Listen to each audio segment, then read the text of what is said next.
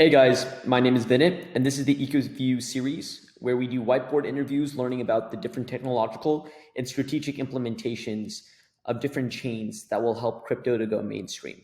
Today we have Zaki, who's one of the founders of Atom and wrote the Atom 2.0 paper. He's going to give his thoughts on the Atom 2.0 white paper and how the ideas proposed will drive value for Atom holders. Well, we're going to jump right into it, so enjoy. The first thing to do is talk about Cosmos, the state of the Cosmos, what's going on in our ecosystem, what the Atom token is now, and what it could be in the future. So what is going on? What is like the mental framework for all of this? So in 2021, the Cosmos white paper was completed. And the vision of Cosmos, which was more important, which was that we would have this like heterogeneous, sort of like polycentric world of multiple connected blockchain economies exchanging value and interacting and composing with each other, has become a reality since the launch of IBC. And so in many ways, the whole Cosmos sort of mission and vision that started back in 2014 has been accomplished. And that is what kind of brings us to this place where we are today. So Tarun calls Atom Dogecoin for academics. And there are a lot of ways in which Atom is sort of an underperforming asset relative to the success of the Cosmos ecosystem that has essentially been paid for by the Atom holders. So the Atom holders funded the Cosmos ecosystem. Cosmos ecosystem has grown because of it. The Atom token does well in like sort of market cap rankings, but Atoms accrue very few fees. They are only useful. They are only staked and governance on the Cosmos Hub, and they are useful in interacting on other chains like Osmosis, etc. But this reality of, hey, we have this thriving ecosystem, we have this thriving ecosystem, we've built amazing software, people are joining the ecosystem on a regular basis, but the core token that is most associated with it is this underperforming asset that lacks a clear purpose and narrative. That needs to change. And so what we are here talking about is a white paper that came out and was released at Cosmoverse that describes sort of a future vision for the Cosmos Hub. We call it the Cosmos Hub white paper because the earlier white paper was the Cosmos Network white paper, and it just posited that there would be something called the Cosmos Hub, and that it would be the job of people who contribute to the Cosmos Hub to figure out what it was all for. And so what we're here today to do is to talk about and figure out what it was all for, what the Cosmos Hub can be, what it can do. Okay, so Cosmos Hub white paper is finished. We are talking about the purpose of the Atom token. And so additional context. So Cosmos exists. We have a system for building independent blockchains. We have a protocol for IBC that allows blockchains to communicate with each other. We have invented many different ideas about what to do with blockchain. So, initially we transferred tokens. Now we have this thing called interchain accounts, which allows control of one blockchain of an account on another blockchain. So for instance, you can have a program, a smart contract, a Cosmos SDK module, etc., control a DAO, whatever, trading on Osmosis, etc. All of this is powered by IBC. We also have this feature that we call interchain security, which is a form of shared security, replicated security, where you are able actually to replicate the validator set. So, there has been a strong consensus among the Cosmos Hub community that the future direction of the Cosmos Hub should involve a strong emphasis on interchain security as a way of expanding the utility of the Cosmos Hub, expanding the network effects of the Atom token, etc.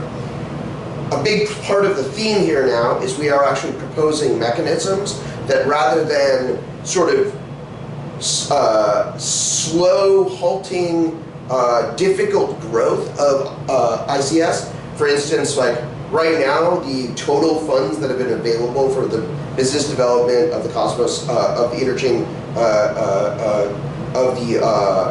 Interchain security system have only been 150,000 atoms, which is about $1 million. This is a paltry sum, but with that money, we've gone out and done things like brought USDC to the Cosmos Hub, and to the Interchain security ecosystem. But now what we're talking about with Atom 2.0 is like, how do we take this baseline set of features, IBC, etc., and how do we put them into overdrive? All right. So let's be a little bit more clear now about what exactly the Cosmos Hub, the Atom 2.0 paper, is proposing. So we are proposing. You have your Cosmos Hub. You're going to have a network of ICS chains, and then you have the existing Cosmos network of Osmosis, Osmosis, Penumbra, Evmos, etc. Like you name your favorite chain, you kind of have this network architecture, and everything is connected via IBC, right? So that's the mental model. So now we want to say what goes on in the core atom economy.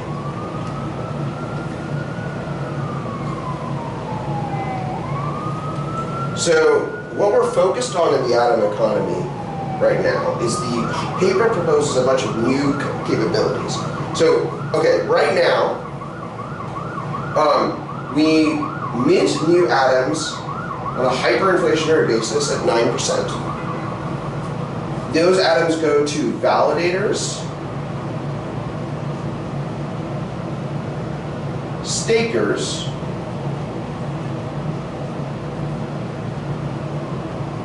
and the community fund.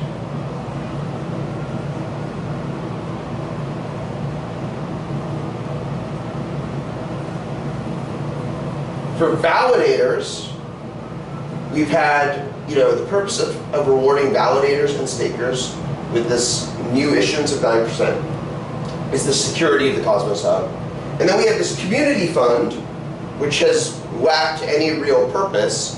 It has funded some interesting things like CosmWasm and Evmos and this effort to and a marketing effort called Prop 34 and a business development effort called Prop 72. It's funded things like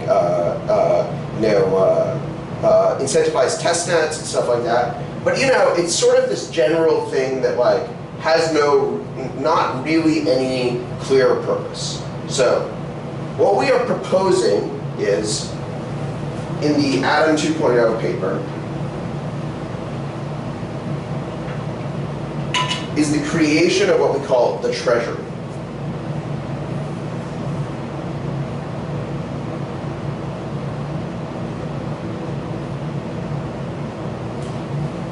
And the purpose of the Treasury is now, unlike all of those other things, the purpose of the Treasury is to grow essentially the value of Atom.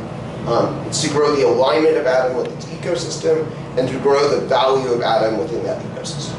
So how does the Treasury propose to do this? So the Treasury is going to have sort of an economic relationship with three other systems that we describe within the white paper. So one is called the scheduler.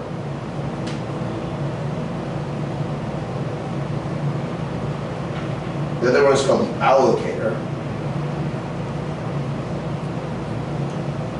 And the third thing is called the councils.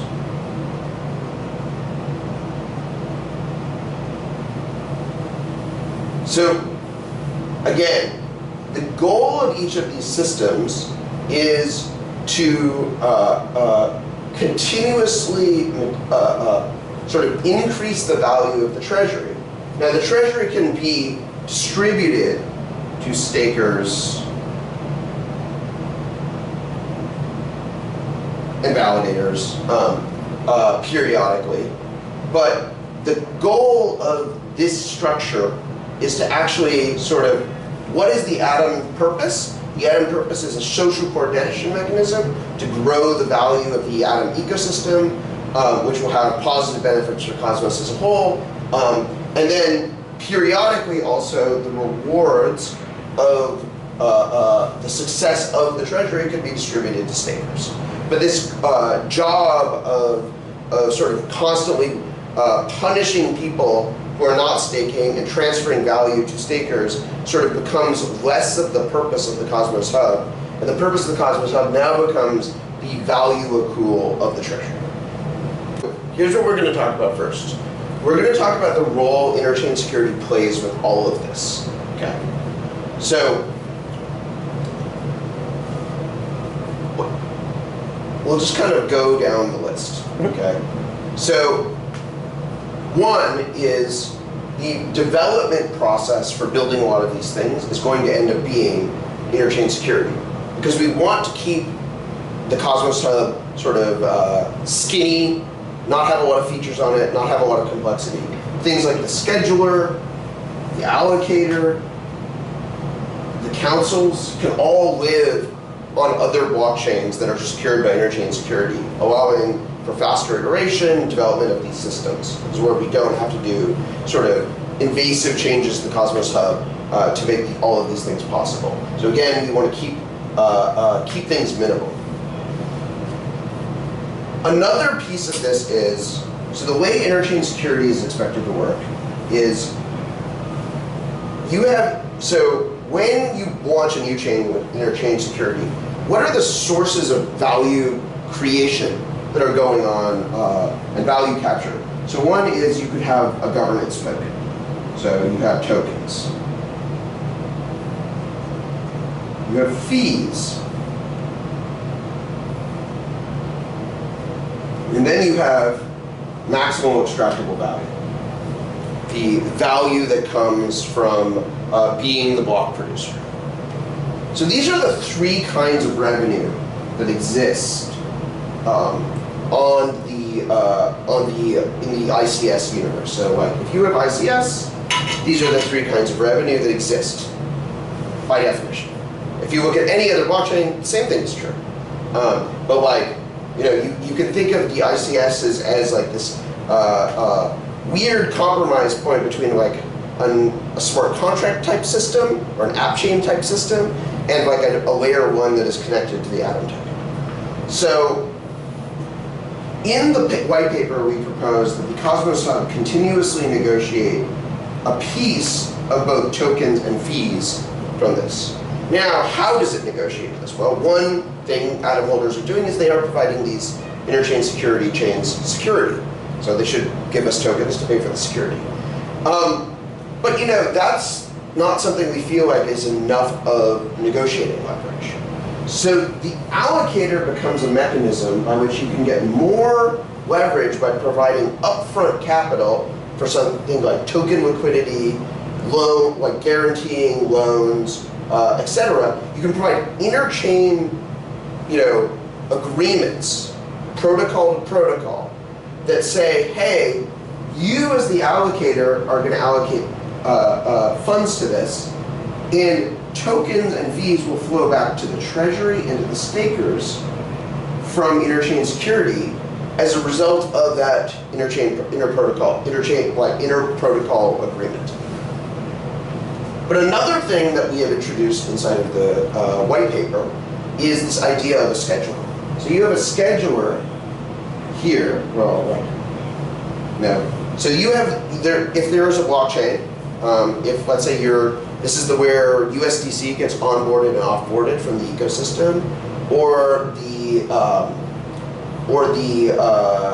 like there's a DeFi protocol, or there's liquid staking asset issuance, or maybe there's even more complex DeFi protocols like DEXs and lending, etc.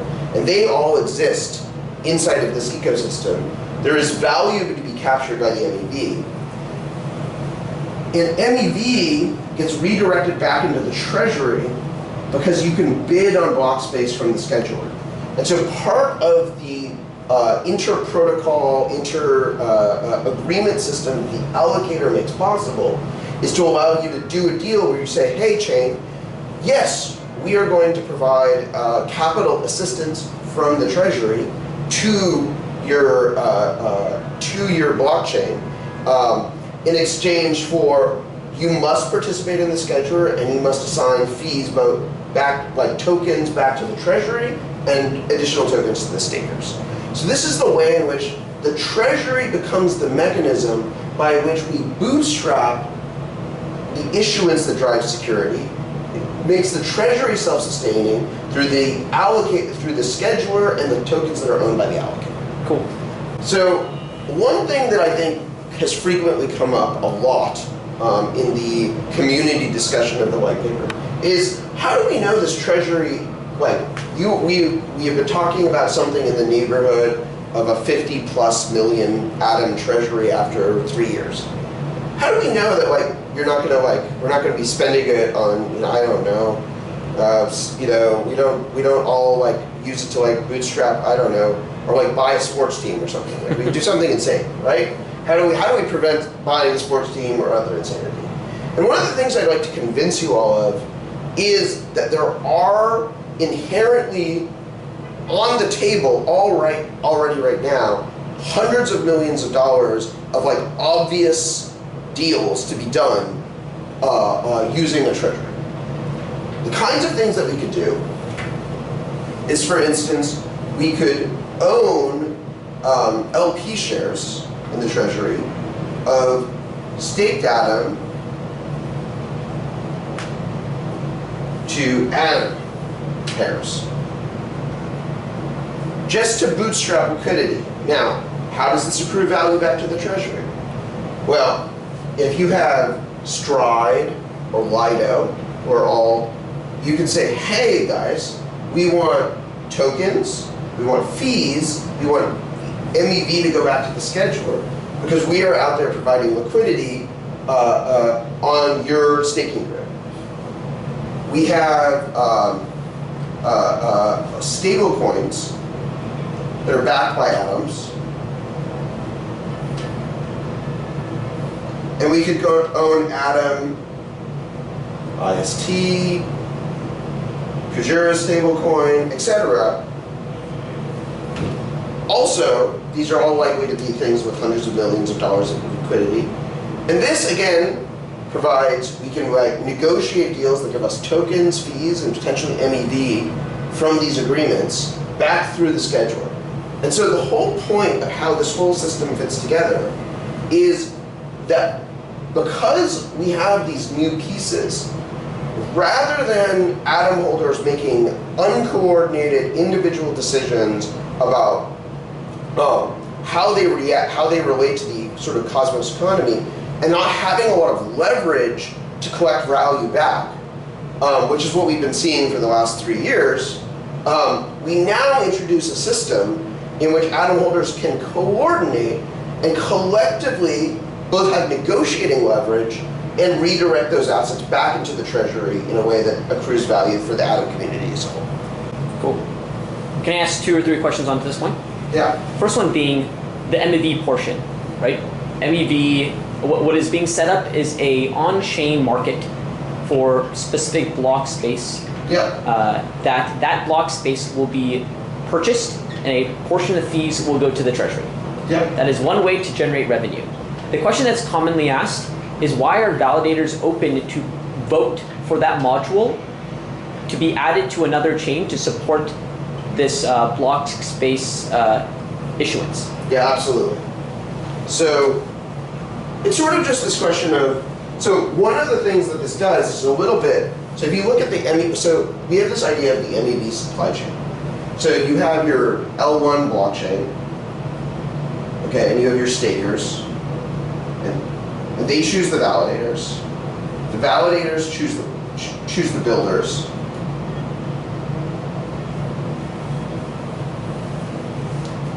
And the builders extract the profit.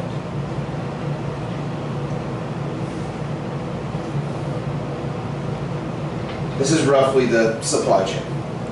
By moving to an on-chain blockspace market, we are a little bit cutting out the validators from this business, right? We cut out the validators from the supply chain and allow for direct negotiation between the builders and the stakeholders. But why would anyone do this? Why would validators agree with this, etc.? Okay. Here's the subtle point. We are proposing, we live in a world in which there are many blockchains. And I, as a user, might want to exit from an exchange, go to Mars, take out a loan, take the loan to Agoric, get some IST as a stable coin, go to Osmosis, and buy some Atom. So I've levered up my Atom position, right? Now, I have this whole thing. What I really want to buy from the builder ecosystem is first in line execution as fast as possible of all of these things so I can get the most predictable price.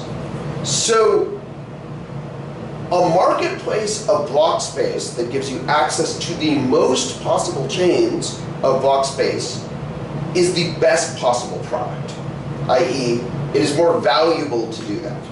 And so we believe that there's a logical argument why more chains, assuming sufficient, the allocation module could come up with sufficiently fair arrangements, that many chains will choose to opt into a system of the scheduler because it produces the most valuable product and it channels the most value back to both the Treasury, but then the Treasury could be out there doing deals with the underlying chains, and so the Treasury could be like, hey, we're providing liquidity on your token, we're owning your asset, our incentives are aligned, you should be opted into the system, and everyone benefits because a single chain auction is less valuable than a many chain auction. Cool. Well said. The next question that is often asked about, we can go into Treasury, but a little bit about ICS specifically, is the difference between ICS and Meshsecurity, and why does Meshsecurity not make ICS obsolete? Absolutely. And then we'll move on to issuance. Yeah. So what is ICS and what is Meshsecurity? Let's take the core idea. The core idea is you send staking messages between chains, and you send slashing mechanisms back. So we say, hey, I've opted into a cross-chain security protocol with this other chain. And so every time someone stakes on the hub, a staking message goes to Neutron. And then every time and if Neutron detects a fault, a slashing mechanism goes back to the hub. So this is the core primitive that underlies both interchain security and Meshsecurity. But, given that they're really the same things, why do we have two different names? So,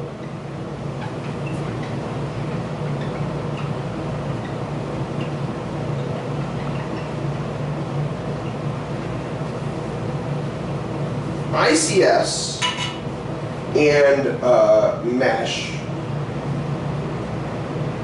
we see two different sorts of economic relationships. So, ICS chains frequently want no tokenomics, which is impossible in the Cosmos chain otherwise. Mesh chains are frequently DeFi, and have native tokenomics.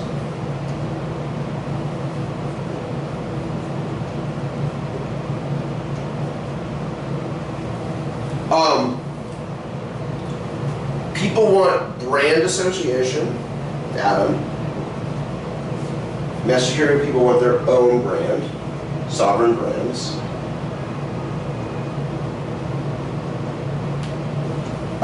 What are other differences that people want? People want with Meshsecurity. People want to, again, not have to bootstrap security. No bootstrapping, just a government proposal. Whereas in Mesh, you're still living in a world of bootstrapping. So the main thing that we want to communicate to the Atom holder community is ICS and Mesh are not countervailing forces. It's not like we believe that there is some future in which there will only be interchain secure chains, or we believe in a future where mesh security obsoletes the need for interchain security. These are complementary systems that use the same sets of primitives and technology and potentially like the same set of code to build a richer, more complex system where there is nuance between full sovereignty and full shared security. Fantastic. Great. The last thing that you might want to touch on very clearly is the difference between Treasury and Community Pool. Yeah. You mentioned it briefly, but that clear distinction would be nice. Yeah. And then we'll move from there. Thanks, Zaki.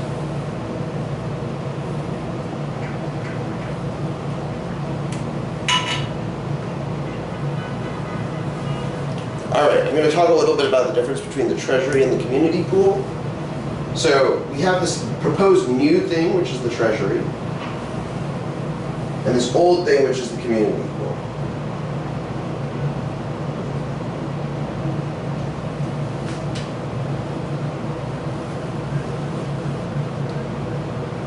The Treasury has a goal of increasing its size. So its job is to get bigger, i.e. more value should be in the Treasury in 5 years than there is in 3 years. It's designed to be governed by a charter, which the white paper tasks the Atom holders to create. So no funds should ever leave the Treasury until such a charter is voted on and approved by the Atom holders. And it is connected to a new governance mechanism,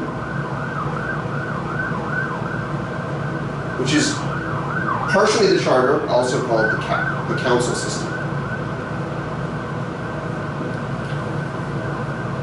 The community pool has a mission, has no mission. We don't know what the mission of the community pool is. And we want the Treasury to be similar to other L1s. Community pool is much smaller than other L1s. It's been useful primarily for like sort of ad hoc funding of things that like fall through the gaps in the ecosystem. And it generates revenue from like ICS, staking rewards, fees. And it has no goal of returning capital to the community. It's never been an explicit goal. Whereas the Treasury is explicitly charged with like using the allocation module and the interchain security system to return capital to the Treasury. Cool, thank you. As I think the most interesting aspect, interesting as in what everybody's on everybody's mind, is regarding issuance. Yes. And if we can go through pretty much Atom issuance, the transition and steady state, and how this affects current tokenomics, and your thoughts after maybe 1 or 2 days of forum responses. Yeah, so, okay. So, I'm not going to try, and it's a little bit beyond the capability, my drawing capabilities, to like try and draw out some issuance curves. Okay. The goal that is set up in the white paper is to make available to the Treasury something on the order of 55 million atoms.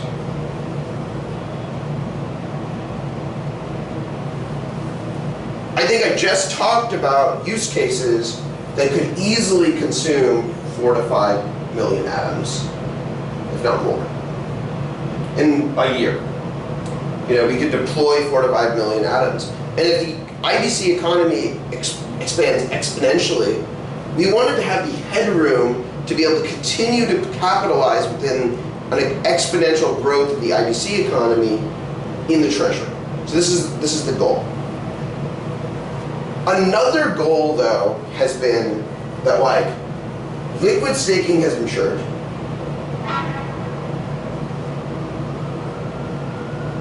ICS is new revenue.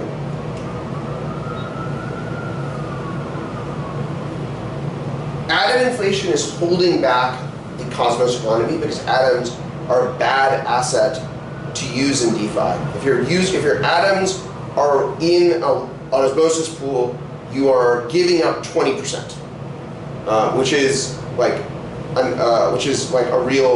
a huge bummer, and encourages the opposite of going out and people taking their atoms out into the ecosystem and fueling the growth of the economy. So our goal with issuance is to, assuming that we are now able, because of liquid staking, to start hitting and extending our target of 66% staked. So as long as we are greater than 66% staked,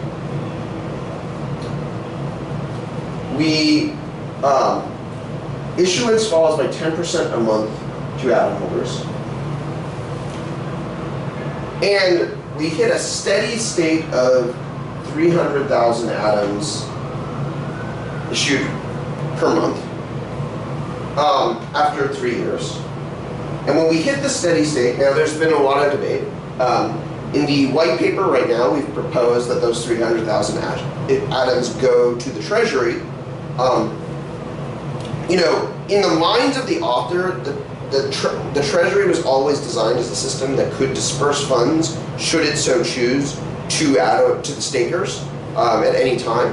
But there seems to be a lot of feedback that they would rather have this 300,000 atoms go to stakers. And this seems fine to me. And so that seems like another area of, you know, change. I will also generally endorse the idea of, hey, like what has been going well in the white paper has honestly been, you know, these directions of having a treasury, of trying to be a more active collective economic participant in the ecosystem, have largely been embraced by like a very wide community of people in the cryptocurrency industry, of atom holders, etc. The fact that like what we're primarily debating is issuance and governance, which are the two parts of the paper that are the least material to change in terms of getting to the overall mission and purpose that the paper outlines, has been the greatest victory of this period. So our goal here is, what I would say is our goal is first, if this new system can demonstrate that it is succeeding, we should be able to scale the amount of atoms we're deploying, because I think there are good, simple, like sort of low risk use cases that are not like speculating on, you know, every new IBC token and ICS token that pops up, you know, owning a lot of shitcoins, that there are just like atoms, there are derivatives, stable coins, things that are like very proven from a product market fit in the cryptocurrency industry space, that can absorb a large amount of capital from the atom holder base. So our goals are mainly, one is that there should be a path to adequate capitalization of the treasury. That doesn't mean that atom holders like have to issue a lot of atoms, that there needs to be a lot of dilution all of a sudden, that there really is a possible, like, you know, the systems that we're sort of laying out potentially result in like no net dilution if things are done correctly, but that there is adequate capital to actually execute on this business plan. Fantastic. So what is the current status of issuance that is proposed in the white paper, and what are you now considering, given feedback from the community? So 10%, so we are moving, I believe, 2/3 of issuance to filling the Treasury in the white paper.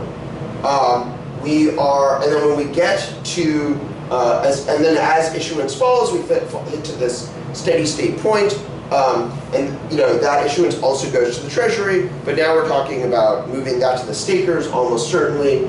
And there is a degree of flexibility in trying to figure out exactly what the right way of doing this issuance mechanism should be. We will find something that is acceptable to all parties. I believe it's possible. So now we're going to go talk about the Cosmos economic engine, the system that is proposed in the white paper by which the Treasury sort of actually accomplishes its goals. So the motivation of the scheduler, so we have the scheduler and the allocator. The motivation of the scheduler is, first and foremost, we believe that fees in the Interchain security system will remain low for the foreseeable future. Let's just say this, the system is designed so that fees remain low. So we think that most of the value that actually happens in creation that happens in the Interchain security world will happen in the MEV domain. People exiting and entering from exchanges, the banking system, into the IBC ecosystem, and leaving will be a big part of the story. So what we propose in the idea of the scheduler is to actually hold auctions on an interchain secured chain that contains this auction capability. And basically what happens is, so you're like, I would like to be able to buy block 5,000, I would like to buy the top of the block of block 5,000, maybe 5,001, 5,002.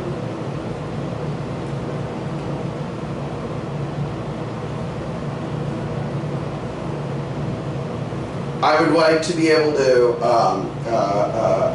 on Neutron, but I would also like to own, at the same time, because these will be contiguous blocks that happen at roughly the same time, blocks 10,000 to 10,002 on the asset issuance chain, on the asset issuance chain. So I buy the top of the block there. Now, most likely, we'll end up in a situation where these auctions are taking place 10 minutes, an hour, etc., an hour or 6 hours before these blocks are produced. A significant period of time will pass. And so what we expect to do is to see people bidding on these valuable multi-chain interactions, multi-chain block spaces that you could potentially want to be able to be able to deliver high confidence execution across multiple chains at the same time.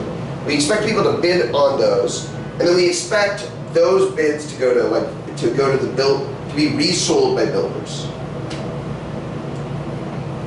Because the value of block space typically only becomes apparent 50, 100, maybe a second before a block is produced. So whether or not this space is immensely valuable or the space is just generic block space is not really known. The best example of this is Skip has released a dashboard that shows that 40% of all of the MEV in Cosmos history was on osmosis during the 2 days of the Terra crash, right? So based on what happened to the markets, the Fed came out with a interest rate change, new unemployment numbers came out, a cryptocurrency thing system was hacked, all of these things. The value of this block space may be low or high. The bidders who bid on the scheduler take the risk of this, and we'll have to determine what price they're willing to pay. But then they're going to be able to resell the block space that they have purchased to users that are to someone who actually wants to build the block. And so there will be value captured by the builder, but there will also be value captured by the Treasury through the scheduler. Awesome. An additional question on top of this is the block space. How much block space is usually given up or can be siphoned up? I think probably the answer will be, so how much block space will be allocated to the scheduler as part of these arrangements. I think an easy starting place would be 20% top of block. Fantastic. Along with that, the question is, how far in advance are you able to buy block space? We have not designed the auction yet, so we do not know. But I would expect that you're buying block space, on the low end, 10 minutes before the block is produced. On the high end, 6 hours, 8 hours, something like that before the block is produced. Okay. And the last question is, why would anyone, this is broad, why would anyone care to buy block space? Yeah, why would anyone care to buy block space and be open to the hub receiving fees? You touched on it previously with validators. Yeah, so I'll talk about this again, which is this product that you're able to own and bid on block space ahead of time, on multiple chains simultaneously, where you are able to say the bid in your bid, I only want all of this block space, or I want nothing, is a much more valuable product than the product of I'm going to go to a multi-block auction system like Skip, where I don't get in-protocol guarantees that the block space that I've purchased is actually going to be executed. It is a worse product than bidding from every individual chain running their own scheduler. And so based on their ability to do this and compose multiple chains and multiple blocks on multiple chains into a single coherent builder system, it is a better product and therefore a more valuable product, and therefore everyone should want to participate in that value flow, and there should be a strong coordination point, shelling point around that, the scheduler and its auction. Fantastic. Okay. Do you think there's any additional questions on the scheduler? This aside, I don't think people have yet fully understood what this is to really combat this. But sure. Do you think there's any additional questions on that? If not, I think it's good to be able to talk about the interchain allocator, specifically the rebalancer and then the covenant model, yeah. And how this aligns with the schedule all up. Yeah, we have the allocator.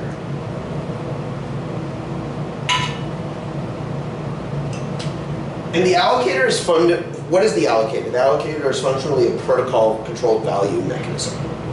It is inspired by things like Fay Protocol and Olympus DAO. And the idea is, so the first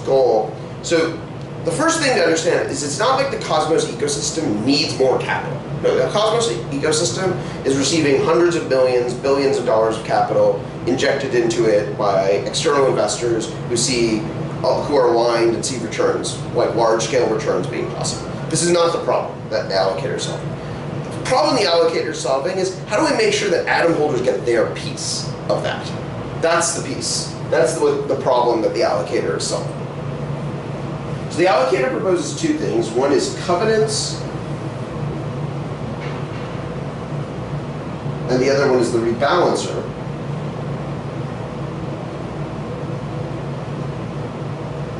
But it's important to say that we imagine many sub-DAOs that could be formed using the allocator. Sub-DAOs formed from the allocator, inventing new purposes and new systems. But the covenant system is in many ways how we incentivize greater participation and greater alignment between things in the ecosystem that may have their own token for participating in the atom economy, atom economic flywheel. So covenants allow the hub to essentially make commitments to, for instance, say, hey, we will backstop, we will provide a floor price where we're like, hey, if no one else is willing to buy an asset in a liquidation or something like that, atom holders will cough up the atoms. It can say, hey, we will hold LP shares for an asset on a DEX for some period of time. It's basically this idea of binding commitments negotiated by sub-DEPs. It's basically the idea. And like, the hub can allocate capital and say, well, okay, so like, if you're saying we want to be a backstop, a reserve price, etc., but we're only going to allocate you 100,000 atoms for doing that. Go negotiate a deal, sub-DAO, but like, this is the most atoms that you're able to deploy. You know, if it says, hey, we're going to buy LP shares, again, you can budget it and say, hey, you can only buy this many atoms worth of LP shares. So that's important. One of the outcomes of all of this system, though, is that we're going to end up with tokens that are not atoms in the Treasury. And so now the Treasury should be able to make decisions being like, hey, I would like to go from, I would like only want to have atoms and stables in the Treasury. So when we get something other than atoms or stables, you know, the rebalancer would be a mechanism of selling those assets, of doing portfolio rebalancing. You know, we could say, hey, you know, we're in another bull market cycle. We want to take 25% of the Treasury and convert it to stables so that we're well positioned to invest in a bear market. Those are the kinds of things that will be debated by the council mechanisms and the sub-DAO mechanisms and be vetoable by atom governance as we try to figure out what is the best way to manage a Treasury at scale over time. And how now does this allocator fit with the scheduler?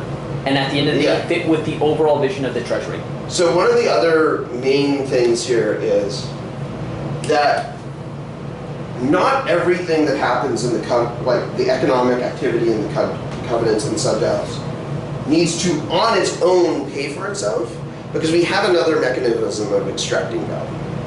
But for instance, if you think about USDC coming to the Cosmos Hub, where do atom holders get the value? Sure, they'll get fees. There'll be USDC paid for them.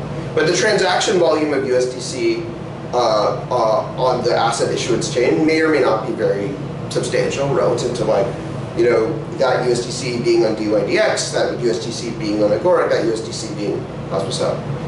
But the MEV value of being the place where assets enter and leave from the fiat ecosystem to the Cosmos ecosystem, the ability to have that first hop on that value cycle is immensely valuable. And it's most likely that the scheduler is where value accrues from the MEV. The same thing could be said about, you know, Stride, for instance. Rather than, you know, having a really punishing contract of saying, Stride, we need like a lot of your governance tokens to be issued to atom holders so that we can pay, you know, so that you're paying your fair share for internet chain security. You could say, Stride, why don't you opt into the scheduler and commit to the scheduler for the next 4 years? And as liquid staked atoms are being converted into Stride staked atom staking derivative, you know, that again becomes an important first hop in a value chain that contains leverage staking, etc. And having that MEV value going back into the Treasury can actually help pay for the job of securing the hub, of the hub providing security for that interchain security. Awesome. So once again, what is the Cosmos governance stack in general? And then a good way, I think, to move into that is like, what is the council and Cosmos assembly, and how do they interact effectively? Okay, so let's talk about governance.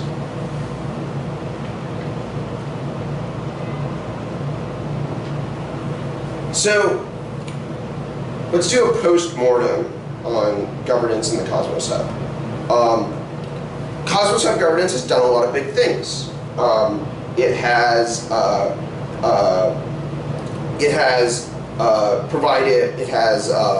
turned on transfer of funds on the Cosmos Hub. first big decision it had to make. It has facilitated multiple protocol upgrades, including the launch of IBC. It has decided to enable fund recovery for a bunch of users of the Cosmos Hub, or like contributors in the Atom. So it's like made a bunch of big decisions. It's allocated funds out of the community pools in relatively small amounts, just a few $1 million.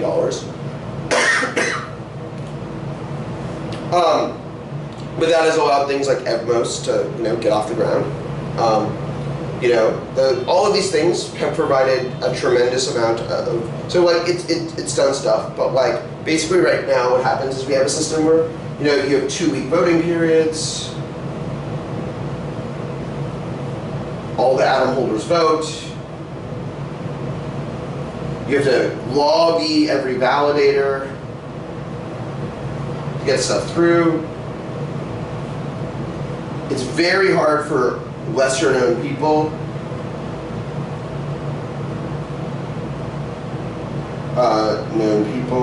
to push things through. So like all of these things I think are deficiencies of the Cosmos Hub system. Nothing though about what we are proposing in the council system is designed to take away the reality that the ultimate governance authority of the Cosmos Hub lies with some political economy that exists between the major contributors, the Atom Atom holders and staked Atom holders, and the validator community. Like none of that, nothing is we're not changing this. We're not rebalancing the world. It's not like the atoms that are in Treasury suddenly become a factor in governance or anything like this. What we are saying is we want this core thing to continue, but we would like to be able to have something that is more formal, more sustainable than ad hoc little committees that we formed Prop 34 and Prop 72, i.e. that there is a steady and expected amount of funds flowing into them, but it's also more accountable, more public, and more normal than the sort of highly ad hoc and abnormal processes that we've done for the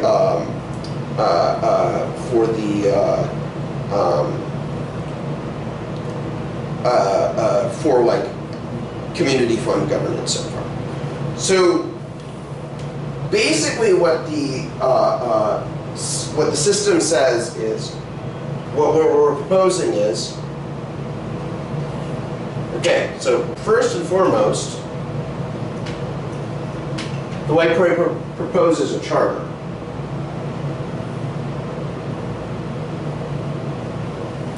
There's a draft discussion of a charter that has begun on the Cosmos forums, but in the absence of a charter, none of this new governance, so we could change issuance tomorrow, but if we go with what is proposed in the white paper, no funds move, nothing actually happens without a charter that is voted on by all the Atom holders. So, a lot of, there's an expectation that the white paper answers all the questions, and the reality is just like with the original Cosmos white paper, the answers to the questions will evolve over time. In the same way, the answers to many of these questions will evolve over time as we take this vision that's in the Atom 2 white paper and we actually implement Atom 2.0. But a big thing we call out is this charter element. The next piece is that we want to have a structure that is more sort of I forget what the exact word in the white paper is. I was just reading on the way over, but it was we want to have this hierarchy of councils. So there's a meta council, and then we want a flow of funds to go through. So what you imagine a world is, meta council says, this is our budget. Atom holders have veto over that, so they could veto the budget. And And then there are, like, we decided to say, hey, oh, you guys are like the biz dev council for ICS. You've won a bunch of new ICS chains that have sent a bunch of tokens to the stakers and delegators, and potentially to the new input for the allocation module. Like, we're going to give you this many 1 million atoms for the next quarter. You have councils that work on core tech, councils that work on what the allocator should be actually doing for covenants. And so you have this mechanism of, hey, you have essentially this world of, the councils are essentially, to a certain extent, governing and facilitating and managing the economic engine of Cosmos. So you have an enormous incentive to try and get elected and voted onto one of these, to be a member of a sub-DAO and to be voted onto one of these councils. And so this is in many ways, I would say that when we originally conceived of the Cosmos Hub, we thought that the validators would do this council thing, that they would be very involved in governance. And what we've learned is validators want to be neutral infrastructure providers, and they really hate the fact that they have to do governance at all in the Cosmos design. And so one of the big things that we're changing with this council mechanism is we are now taking a group of people who were saying, no, you're not infrastructure providers. Your only purpose is making economic decisions, choosing the course of direction. You are, an economically relevant body that is responsible for atoms as whole. And that role has never been filled before. We've never had a place in the Cosmos. We've had the ICF. The ICF's job is public goods. We've had Ignite, which is a private company with one large shareholder, and its purpose is to maximize its value. We have a bunch of validators who engage in this politicsing, but there's no body that is actually in charge of, hey, how do we make atoms succeed? And so as as Gadakian points out, and is really gets that the purpose of the atom is to now make the hub work for itself. The hub right now, to a certain extent, works for some combination of the interests of the ICF, Ignite, the validators. And we are transforming the hub into something like a coherent political entity through the council systems. Fantastic. Now that is actually extremely clear, where that nuance has not yet been communicated, and I'm so glad you actually communicated that. Yeah. What is still very confusing about this structure is, what is the structure? And maybe the answer is it's to be determined. The answer is, there are a lot of blank spots. So what is the structure? The answer is, there's a lot of blank spots in this whole thing. We did not write the Constitution of the United States. We posit that there should be a constitution, and we leave it as that. And we say that there should be veto power for the atom holders, rather than the atom holders having to. So rather than a model of you want to do something with funds from the Cosmos Hub, which means I have to run around and lobby the validators, and I have to use my personal relationships with the validators to get stuff through, and I have to go on Cryptocito show and everything to get anything done.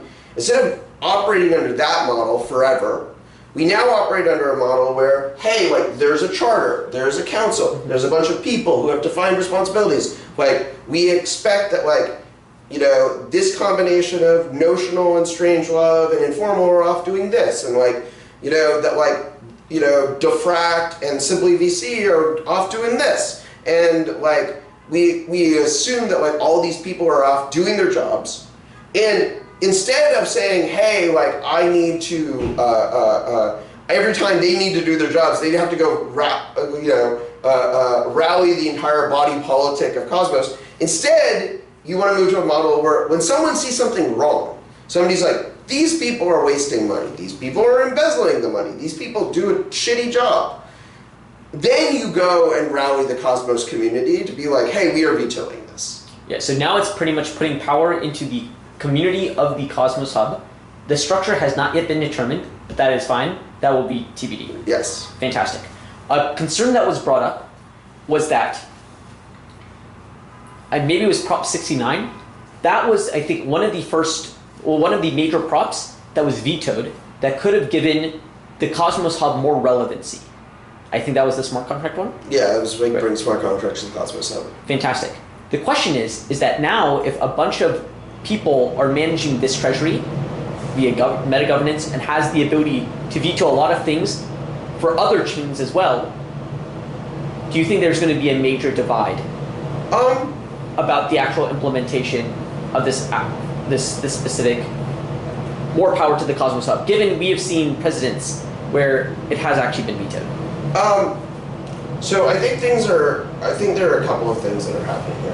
One is none of this is empowering anyone other than the Atom holders to make protocol changes, right? So like if you want to go down the road of adding smart contracts to Cosmos Hub, making other major protocol changes, even adding new interchain security zones, all of these things are still have to go to the Atom holders. This is just day-to-day business operations. This is taking the day-to-day business operations and taking them out of, and like creating actually a mechanism by which day-to-day business operations are actually occurring on the hub.